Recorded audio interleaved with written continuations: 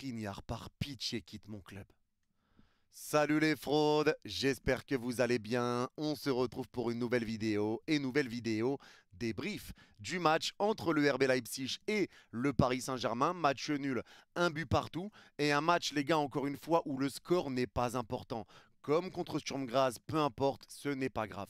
Là où ça va être important pour moi, ces matchs amicaux, ça va être de se rendre compte justement sur les joueurs qui vont peut-être manquer sur le mercato, donc les postes qui vont être à aller renforcer et à aller chercher, à aller récupérer des joueurs, et aussi sur des joueurs que tu peux éventuellement estimer, les joueurs dont tu te dis que tu avais peut-être des doutes pour la saison, ceux à qui tu voulais faire confiance, à qui tu vois ce que ça peut donner sur le terrain. Je pense que tu peux avoir déjà quelques premières réponses par rapport à tout ça, mais bien sûr, il y a des choses à prendre en compte, c'est que tout le monde n'est pas revenu au même moment, etc. Donc, il y a des joueurs qui ne sont pas totalement à fond dans leur forme maximale et surtout que ce n'est pas non plus l'équipe type totalement qui a joué, bien qu'on l'ait vu un petit peu en deuxième mi-temps. Il y a pas mal de choses à dire parce qu'il y a du bon, il y a du vraiment, vraiment moins bon.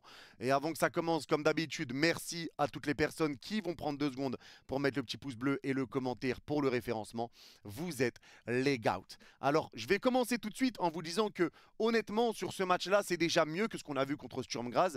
Et pour moi, il y a quand même des choses qu'on voit qui sont quand même un bon signe pour la saison qui va arriver. On va en parler, mais j'ai envie de commencer par une chose et par les choses qui m'ont dérangé. Et encore une fois, je vais commencer par Skriniar. Skriniar, tu es un cauchemar. Tu me hantes, tu détruis ma vie, tu détruis mon club. Je ne peux pas passer une saison supplémentaire avec toi dans mon équipe. Ce n'est pas possible. Le problème avec Skriniar, c'est que je ne sais pas qui lui a donné un salaire de malade mental, ce qui fait que maintenant, aucun club ne veut aller récupérer Skriniar. Skriniar, je t'échange contre un paquet de Malteser, je t'échange contre un Kinder Bueno, je t'échange contre un paquet de clubs à Barbès, je t'échange contre des fosses Jordan 4 Lightning, je t'échange contre n'importe quoi, je t'échange contre tout. Je ne veux plus te voir dans mon club, je ne tiendrai pas. Encore une fois, aujourd'hui, il a été ignoble parce que sous l'ouverture du score du RB Leipzig, c'est un ballon de Klostermann du milieu de terrain qui va très haut en l'air. Il y a Openda qui va rester dans nos 25 mètres pour récupérer le ballon et il y a Skriniar qui est à côté de lui, il recule. Au lieu d'aller au duel avec Openda, il recule. Il recule, il va se placer dans la surface pour attendre comme un bon vieux Golemont. Et après, ben forcément, Openda récupère parce qu'il n'y a personne qui le presse. Il se retourne, il passe à droite de la surface, centre, ballon dévié, corner, corner, but. Moi, je n'en peux plus de ce joueur qui ne défend qu'en reculant. Il ne fait que ça. Jamais il met de l'impact, jamais il vient coller un défenseur, jamais il vient essayer de récupérer un ballon dans les pieds, jamais il met son pied, il essaye juste de dévier des frappes. Je n'en peux plus. Ce monsieur Skriniar, c'est juste reculer et mettre son pied pour dévier une frappe. Mais à quoi tu sers? À quoi tu sers? Tu ne sers strictement à rien. Je ne peux plus voir Skriniar. C'est trop. C'est trop. Ne dites pas sois patient, tout ça, le club veut s'en séparer. Mais il n'y a aucun club qui se bouscule pour les récupérer. Surtout Skriniar ne veut pas partir vu qu'il a déjà un très bon salaire. Donc à un moment donné, moi, j'arrête. J'arrête avec Skriniar, mais je ne suis pas prêt de le revoir. Par pitié, foutez-le au loft. Envoyez-le où vous voulez. Mais faites-le quitter mon club. Et s'il doit aller dans le loft et plus bouger, je m'en fous. Hein, c'est bon, mais juste ne le faites plus jouer. Parce que vraiment, je ne vais pas tenir la saison dans cet état. Je ne vais pas tenir la saison. C'est pas possible. Le deuxième joueur pour moi qui a été décevant aujourd'hui, c'est Kolo Muani. Et Kolo Muani, les gars, aujourd'hui, encore une fois, des contrôles ratés, des passes ratées, dans le mauvais tempo. Et là, il y en a beaucoup qui vont encore me dire « Ouais, t'es dur avec Randall, etc. » Les gars, moi, je vous le dis, Randall Kolo Muani n'a pas le niveau d'être le remplaçant de Gonzalo Ramos cette saison. Je ne suis pas serein avec Kolo Muani titulaire. Ça, je vous le dis d'entrée. Parce qu'aujourd'hui, on a vu quand même des bons joueurs pour le Paris Saint-Germain. Lee Kangin, Asensio, ça a essayé de jouer un petit peu vers l'avant. Bon, Asensio, c'était un peu mis d'aujourd'hui, mais vous avez compris, ça a essayé de jouer vers l'avant. Il y avait toujours Kolo Muani qui venait gâcher l'occasion. Centre de Lee Kangin, tête de Kolo, ça passe au-dessus. Le centre de Lee Kangin à rater, frappe de Kolo, il rate complètement sa frappe. Mais complètement. Complètement loupé au 6 mètres, alors qu'il a l'occasion de marquer. Dans les jeux, ça essaie de construire. Lee Kangin, il met à Kolo, la passe de Kolo est ratée, le contrôle est raté, les joueurs de Leipzig récupèrent. Les gars, à un moment donné, moi, je n'en peux plus parce qu'il y en a beaucoup qui disent « Attends, allez, on lui laisse du temps. » La team Kolo Patience Muani. Moi, je ne peux plus, je n'ai plus la patience pour Kolo Muani. Je ne l'ai plus. Je ne l'ai plus. À un moment donné, les gars, il faut se rendre compte de quelque chose, c'est que ce joueur-là n'est pas bon balle au pied. Ses contrôles ne sont pas bons, ses pistes de balle ne sont pas bonnes, ses passes ne sont pas bonnes. Il ne peut pas participer au jeu. Alors moi, je me disais, et je l'avais dit en live en plus, justement, que justement, peut-être que Colo devait être ce joueur qui allait jouer devant sans participer au jeu. Peut-être être là juste pour terminer les occasions. Comme un numéro 9, rester devant, des fois on ne voit pas, et d'un coup, toi, tu es là pour finir. Mais même ça, il a du mal à le faire. Même ça, il a du mal à le faire, les gars. À un moment donné, il faut se rendre compte aussi de la situation. Je veux bien qu'on soit patient, qu'on prenne le temps avec Colo, mais pas pour être le remplaçant de notre neuf. Pas pour être le remplaçant derrière nos titulaires, c'est pas possible. Tu vas lui laisser du temps de jeu de temps en temps sur un match, etc. Mais il ne peut pas être la doublure de nos titulaires. Rendez-vous compte. Moi, je ne suis pas serein. Si Barcola se blesse et que Colo joue titulaire à gauche en Ligue des Champions, je suis pas serein si Ramos se blesse et que Colo joue titulaire. Je suis pas serein dans ces cas-là. Je ne suis pas serein. Et aujourd'hui, encore une fois, ça n'a pas été bon pour Kolo Muani. Ça n'a pas été bon. Aujourd'hui, moi, ce que je reproche encore une fois sur ce match, c'est qu'on prend un but sur corner. Encore une fois. Et surtout les coups de pied arrêtés qu'ont eu le RB Leipzig, encore une fois, ils étaient seuls dans la surface. Parce que Skriniar est en retard, parce que tu les laisses. Mais jusqu'à quand on va laisser ça, ce problème encore une fois? Ce problème qui nous a tant énervé la saison dernière, qui nous a tant pris la tête, qui nous a éliminés des demi-finales de Ligue des Champions. Ce problème, ce foutu problème sur coup de pied arrêté, où personne n'est attentif. Openda a le temps de contrôler poitrine, rebond, frappe sur un corner.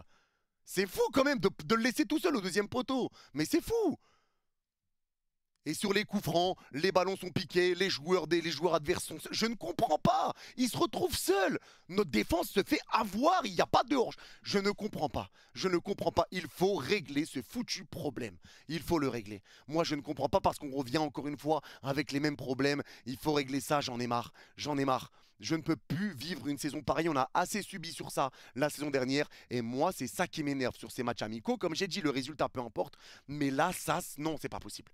Skriniar, c'est pas possible. Ce genre d'erreur-là, c'est pas possible. Les coups de pied arrêtés, c'est pas possible. On a assez donné, c'est trop. C'est vraiment trop.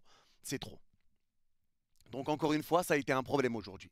Ça a été un problème aujourd'hui. Maintenant, dans le jeu, bien sûr, sur la première mi-temps, ça a été un match qui a été plutôt compliqué. On a vu du bon du Paris Saint-Germain. Et c'est là où je vais rentrer quand même dans les points positifs. C'est qu'on a vu du bon. On a vu un PSG, certes, on a encaissé l'ouverture du score assez rapidement. Mais derrière, tu as un PSG qui garde la balle. Un PSG qui subit pas forcément parce que le RB Leipzig a beaucoup joué derrière. Hein. Le RB Leipzig a limite 1000 buts. Et ça, j'arrive pas à comprendre sur un amical. Mais en tout cas, ils ont joué très bas. Donc, t'es pas réellement mis en danger derrière. Quand t'es mis en danger, c'est quand Skriniar perd la balle. La glissade, là, on n'oublie pas cette occasion et la grosse parade de Donnarumma devant Xavi Simons. Donc, voilà, Skriniar, c'est inadmissible et dégueulasse. Il n'a rien à faire au PSG, même en tant que remplaçant. Mais maintenant, il y a eu du bon. Le problème qui va se poser encore une fois sur le jeu offensif, ça a été le mouvement. En première mi-temps, t'as pas beaucoup de mouvement. T'as des pertes de balles qui sont quand même dommages. T'arrives à te créer des situations, mais tu rates devant, tu rates tes occasions. T'arrives pas à te créer beaucoup d'occasions, c'est assez pauvre. Donc le problème, il a été là. Il n'y a pas assez de mouvement, c'était beaucoup trop statique, ça ronronnait. On gardait le ballon, on faisait tourner et ça ronronnait un peu. Mais t'as des joueurs qui étaient quand même sortis du lot. Et je vais commencer par Pacho en défense, parce que Pacho aujourd'hui fait un bon match. Pacho fait un bon match et c'est prometteur pour la suite. Et j'ai déjà hâte de voir pour la suite. Il a été très clean, il a été vraiment serein. Il n'a pas fait plus que ce qu'il devait faire. Il a fait ce qu'il avait à faire et il l'a bien fait. Il n'y a pas de déchets. Il n'y a pas de mauvaise note pour Pacho aujourd'hui. Il n'y a pas de mauvaise note. Et j'ai hâte de voir ce que ça va donner aux côtés de Marquinhos. Maintenant, il va falloir récupérer un défenseur central parce que là, je pense que vous vous en rendez compte aussi. Si jamais c'est Skriniar qui doit jouer, c'est la merde. C'est la merde. Donc, en tout cas, Pacho a été très bon aujourd'hui. Vraiment très bon match de sa part. J'ai pas souvenir qu'il ait fait une fausse note ou une mauvaise passe. Il a été vraiment bon. Il a fait ce qu'il avait à faire et il l'a bien fait. Clinique, chirurgicale aujourd'hui, le bon vieux Pacho. Hâte de voir avec Marquinhos qui lui aussi a fait une bonne entrée. Et El Anache aussi qui a fait une bonne entrée. Lui qui avait été dans un match compliqué contre Sturm Graz, aujourd'hui fait une très bonne entrée à El Anache. Ça va lui donner de la confiance, ça va le mettre bien. Mais j'ai bien aimé son entrée aujourd'hui. Sur les côtés, eh ben forcément, à droite, c'était Soler, à gauche, c'était Zagué. Et là, encore une fois, je le répète, quand Takimi et Mendes ne sont pas là, sur les côtés, on n'a pas de remplaçant. Donc là, ça va urger. Il va falloir aller récupérer un défenseur droit, parce que si Hakimi se blesse, à droite, c'est Soler, à droite, c'est Zahir Emery. Si jamais Mendes se blesse, à gauche, c'est Zagué, à gauche, c'est Soler, à gauche, c'est Beraldo, si Beraldo revient assez vite de blessure. Donc là, il va falloir aller récupérer également un défenseur gauche, un défenseur droit. Là, c'est obligatoire. Et ceux qui vont me dire Mukele, il y a Mukele, Luis Enrique ne l'a pas fait jouer l'an dernier. Mukiele était là. Il ne l'a pas fait jouer l'an dernier. Il ne jouera pas plus cette saison. Il ne jouera pas plus cette saison. Si Luis Enrique ne l'aime pas, ne veut pas le faire jouer, il ne le fera pas jouer. Il a préféré mettre Carlos Soler sous alcool, défenseur droit. Il a préféré mettre Zaïre Emery, encore une fois, défenseur droit, plutôt que Mukiele. Donc Mukiele, quoi qu'il arrive, ne jouera pas la saison prochaine. Ne me parlez pas de Mukiele. Il ne jouera pas. Donc là, je pense qu'on est clair, net, précis. Il faut récupérer un défenseur latéral, gauche, droit. En tout cas, si un joueur peut faire les deux, comme c'était le cas pour Kadioglu ou Thiago Santos, ça serait bien. Mais en tout cas, aujourd'hui, Zagué, pour moi, a été plutôt correct. Pour moi, c'est deux matchs qui ont été mid, on va dire. Parce que Zagué a été plutôt correct, beaucoup aidé par Mbaye aussi défensivement. Mbaye dont on parlera après, qui a beaucoup aidé Zagué défensivement. Mais Zagué a été correct. Soler a été correct. Je vois beaucoup dire que Soler a été un flop. Pour moi, c'est pas le cas. Soler a été correct. Il a fait ce qu'il avait à faire. Il n'a pas apporté énormément devant. Défensivement, il a essayé de faire son taf et il l'a fait. Maintenant, encore une fois, c'est pas son poste. Et je suis pas un fou pour m'acharner sur Soler qui joue un poste qui n'est pas le sien. Je suis pas un fou pour faire ça, les gars. Soler n'a pas le niveau pour jouer au Paris Saint-Germain, clairement. Mais là, je vais pas lui taper dessus alors qu'il joue défenseur droit. C'est pas son poste. C'est pas son rôle. Il ne sait pas le faire. Donc, à un moment donné, et encore, je trouve pas que ça a été ignoble aujourd'hui pour Soler. Mais c'est pas son rôle. Ce n'est pas son rôle, je le répète encore une fois. Pour le milieu de terrain, Vitinha avec Zaïre Emery, eh ben forcément, moi Zaïre Emery aujourd'hui m'a fait kiffer. Et justement, on a entendu dire qu'à l'entraînement, Zaïre Emery avait montré de bonnes choses, il avait montré de l'envie, etc. On avait vu qu'il était très très bien, qu'il revenait très très bien, qu'il avait envie de faire une très très belle saison, qu'il a été motivé comme jamais. Il l'a fait, il a été très très bon aujourd'hui, Zaïre Emery, pareil avec Vitinha, les deux ont été solides. Et Asensio, pour moi, ça a été un match qui a été un petit peu plus mid, avec justement, il était bon quand il allait vers l'avant, quand il participait au jeu vers l'avant, mais on ne le voyait pas assez. On le voyait pas assez. Je trouve que Asensio était pas trop en vue, mais en tout cas, quand il avait la balle, il l'utilisait bien. J'ai pas de souvenir d'un Asensio qui faisait des mauvais choix avec le ballon, mais c'est vrai qu'on le voyait pas énormément. En tout cas, le milieu de terrain était plutôt correct, plutôt cohérent. Ça manquait en tout cas juste sur ce match-là, sur la première mi-temps, de jeu vers l'avant. On faisait beaucoup trop tourner le ballon, on n'arrivait pas trop à créer des situations, et quand on créait, ça partait de Lee Kang-in qui allait sur Mbaye, qui servait à Asensio. On arrivait un peu à monter, passe à Kolo Muani, sa remise était ratée. Donc il y a toujours, à un moment donné, cette passe pour Kolo qui a été ratée. Mais en tout cas, sur cette première mi-temps, c'est une première mi-temps où tu as gardé le ballon, mais où tu n'as pas été dangereux. C'était une première mi-temps vraiment, on va dire, un peu, pas chaotique, mais pas loin en tout cas pour le PSG. Ça, il faut le rappeler. Et cette première mi-temps n'était pas rassurante. Tu perds et en plus, dans le jeu, t'es pas extraordinaire. Il y avait du bon, mais tu n'étais pas extraordinaire. Et c'est pour ça que tu n'arrivais pas à te créer des situations. Tout ça, tu avais du gâchis. T'avais du gâchis. Donc oui, tu ronronnais un petit peu sur cette première mi-temps, bien qu'encore une fois, tu as des joueurs qui étaient bons. C'est pas parce que c'est ça tout le paradoxe, tu as des joueurs qui sont bons dans ce match, mais forcément, collectivement, ça ne le rend pas forcément sur le terrain. Et moi, pour moi, Lee Kang-in aujourd'hui, encore une fois, j'ai kiffé. J'ai kiffé. Lee Kang-in aujourd'hui a été disponible, il a mis des bons contrôles de balle, il a bien porté le ballon vers l'avant, il a bien essayé de participer au jeu, il a bien essayé de se créer des situations, il a bien essayé de faire jouer les autres, il a bien pressé, il a récupéré des balles, il décrochait pour venir aider. Pour moi, Lee Kang-in aujourd'hui a été très bon. Et les deux matchs de préparation qu'a fait Lee Kang-in, moi, j'ai beaucoup aimé. J'ai beaucoup aimé. Maintenant, est-ce que Lee Kang-in, en jouant comme ça, a le niveau d'être, peut jouer s'il joue comme ça, titulaire au PSG? Je suis pas sûr non plus. Mais moi, je pense qu'il y a quand même encore une marge de manœuvre pour Lee Kang-in. Et je pense que s'il arrive à rester dans cet état d'esprit-là en continuant comme ça, il peut apporter beaucoup au Paris Saint-Germain. Il peut faire beaucoup, beaucoup de bien. Parce que quand même, mine de rien, quand on a vu Dembélé Barcola rentrer, et ben là, forcément, on a vu que c'était quand même pas pareil. C'était tout de suite des percussions, des dribbles, ça arrivait à passer deux joueurs, le double petit pont de Dembélé, les centres, les occasions, tout ça. Tu vois que c'était pas pareil. C'était pas pareil, mais moi je pense que Lee Kang-in peut faire du bien. Et j'aimerais bien voir ce que donnera Lee Kang-in dans un milieu de terrain, au milieu de terrain avec le PSG. J'espère qu'il va être constant parce que vraiment ça peut être sa saison. Lee Kang-in a fait vraiment deux très bons matchs de préparation. Il a fait vraiment deux très bons matchs de préparation. Il a une bonne qualité de centre en plus. Mais voilà, Lee Kang-in, j'ai beaucoup aimé. Et pareil pour Mbaye. Mbaye, même s'il a eu du déchet, etc., par rapport à sa jeunesse, il n'a que 16 ans. Mbaye a été bon aussi, il a beaucoup provoqué. Il a au moins le mérite de provoquer beaucoup, d'essayer de faire jouer les autres, d'essayer de tirer, d'essayer de se créer des occasions, d'essayer de marquer, d'essayer de passer. Même si tout n'est pas parfait, moi j'aime l'envie qu'il met, j'aime le visage qu'il montre. Il est bon balle au pied, ça se voit qu'il a des qualités. Il est jeune, il a 16 ans, il a tout encore pour évoluer. Il a des qualités, il n'est pas encore mature et tu le vois clairement dans son jeu, sur les frappes qu'il fait, les pertes de balles qu'il qu'il peut avoir tout ça, les passes qui sont un peu ratées. Mais en tout cas, tu sens qu'il a un énorme potentiel. Il a un énorme potentiel et on verra ce que ça donnera pour la suite. Mais vraiment, Mbaye, encore une fois, j'ai bien aimé son match, surtout que lui venait aider Zagué. Il redécrochait beaucoup pour venir aider son latéral. Mais encore une fois, le problème qui s'est posé, ça a été le mouvement, le jeu vers l'avant. Et encore une fois, ce qui a été raté, ben, ça a été les coups de pied arrêtés défensifs où tu n'as été pas bon et la défense en reculant, surtout de la part de Milan Skriniar qui a été ignoble, bien que Pacho ait été très bon. Et sur la deuxième mi-temps a été bien meilleure. Et bizarrement, Dembélé, Ramos, Barcola sont rentrés, Marquinhos était sur le terrain, Skriniar est sorti, Mendes est rentré, João Neves est rentré. Donc l'équipe n'était pas encore type. On va dire c'était l'attaque type. Le milieu de terrain, c'était pas le milieu de terrain type sur la deuxième mi-temps. La défense non plus, c'était pas la défense type. Mais en tout cas, ce qu'il faut rappeler, c'est que là, sur cette deuxième mi-temps, le PSG a montré un visage qui, pour moi, a été rassurant. Là, tu as été rassurant parce que tu as été beaucoup plus vers l'avant. Tu as été une équipe qui a pressé. Et là, tout le monde a pressé ensemble. Tu as fait douter Leipzig. Ils avaient du mal à se relancer. Tu récupérais les ballons. Tu étais sur les deuxièmes ballons. Et c'est là comme ça que tu arrives à égaliser. Dégagement de ballon piqué de Marquinhos. C'est dévié de la tête par Simakan parce que les joueurs parisiens pressent très haut. Ça revient sur Mayoulou. Remise de la tête de Mayoulou. Frappe de Gonzalo Ramos. Égalisation. Gonzalo Ramos est le numéro 9 de cette équipe. Je le dis, je le répète, Gonzalo Ramos est le numéro 9. Maintenant, si Lucho n'est pas fan de Gonzalo Ramos, on ne peut rien y faire.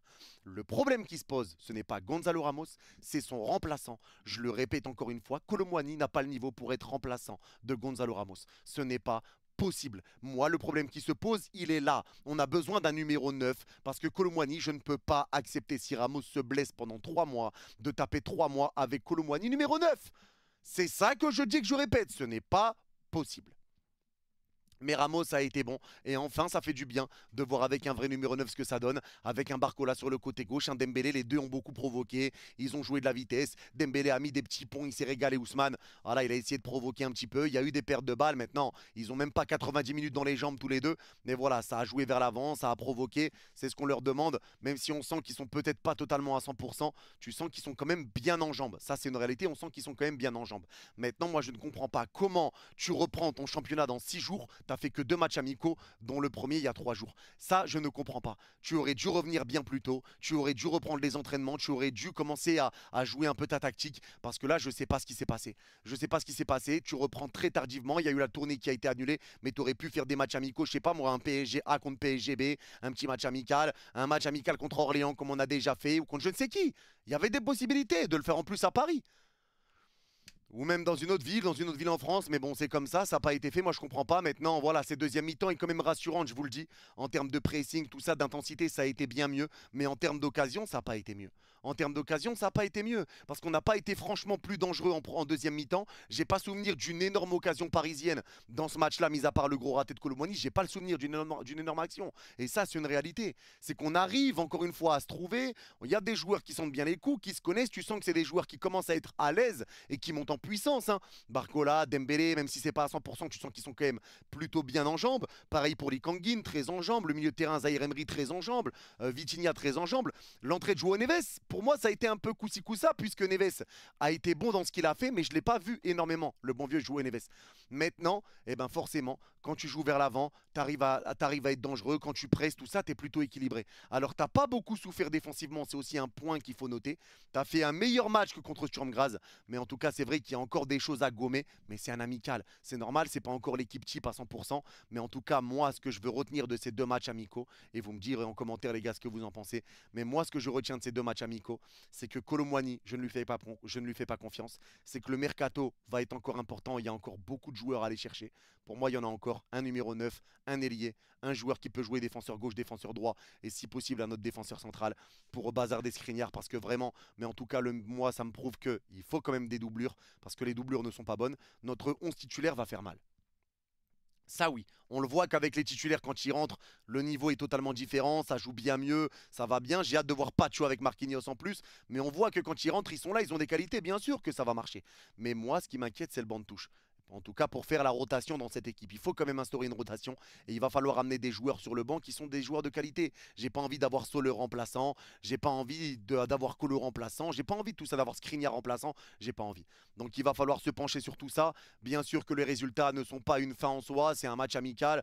Bien sûr que dans le jeu, voilà, Sturm Graz c'était pire que ce qu'on a vu aujourd'hui, mais aujourd'hui la première mi-temps a été délicate, la deuxième ça a été un petit peu mieux. Il y a eu du bon, il y a eu du moins bon, et je pense que si tu arrives à régler ces petites choses encore une fois, tu fais plus jouer Skriniar, Kolo doit pas être titulaire, c'est Ramos qui est le numéro 9 de cette équipe.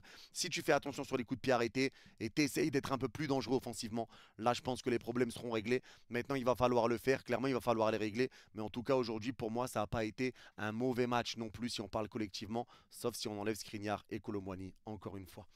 Alors voilà, c'est tout pour ce débrief. Alors dites-moi en commentaire les gars ce que vous en pensez. Est-ce que vous êtes d'accord, pas d'accord avec moi? Et pour ceux qui ont regardé le débrief jusqu'à la fin, n'hésitez pas à mettre Skriniar out en commentaire. Et je comprendrai que vous l'avez vu jusqu'à la fin. Prenez soin de vous, vous êtes les gars out, sauf Skriniar. Bye bye.